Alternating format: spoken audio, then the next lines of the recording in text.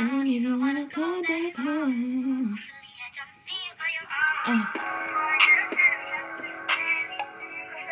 Just how I'm going home.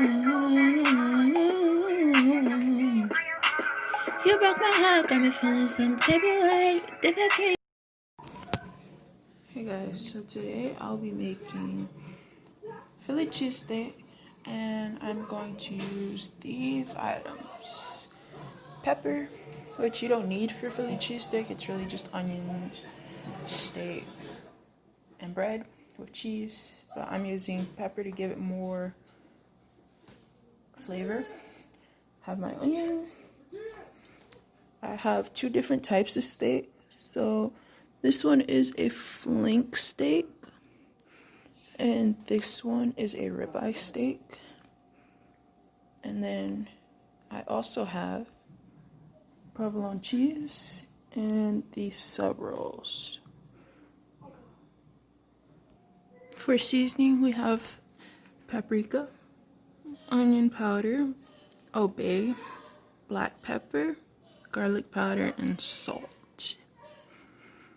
So what you're gonna do is use all of these to season your meat really well.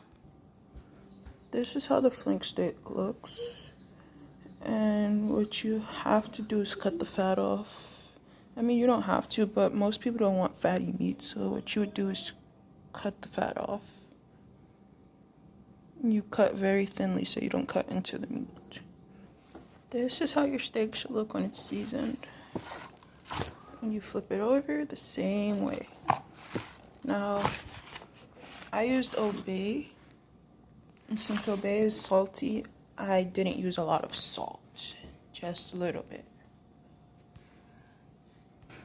This meat that's not seasoned yet is the ribeye. I'm going to season it the same exact way that I seasoned the flank steak. Once your meat's seasoned, you're going to get a hot skillet ready. And then you're going to add your olive oil or whatever type of oil you have in the house.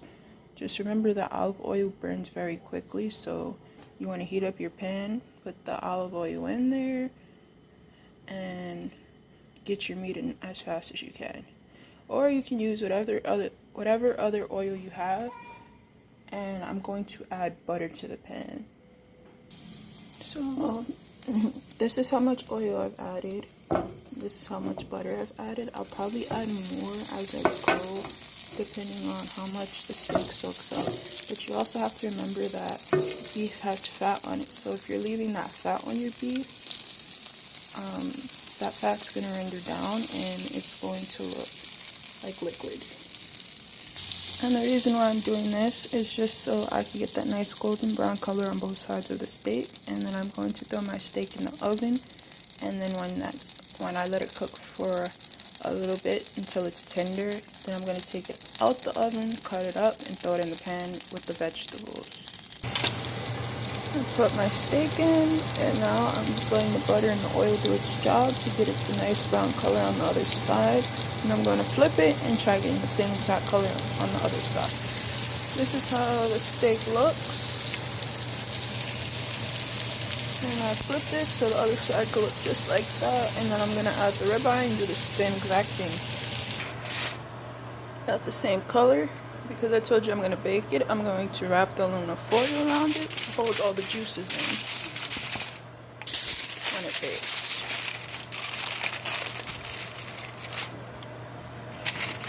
The pan looks like this. I'm going to take butter and just add it to the pan with a little more oil, and then add the ribeye.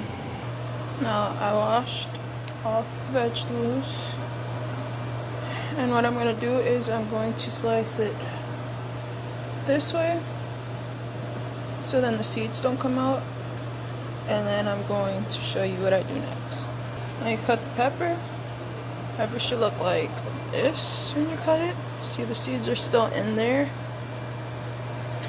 and you should get stuff that looks like this. There's no seeds, it's just the flesh of it. Now what I'm going to do is I'm going to cut it thinly this way. Your pepper should look like this. Yeah. It's called the julienne cut. This is how the ribeye looks. Just remember that you don't want to cook it all the way through, because if you do cook it all the way through and then you throw it in the oven, it's going to dry out. So you're just browning it when you put it on the stove, front and back. That's it.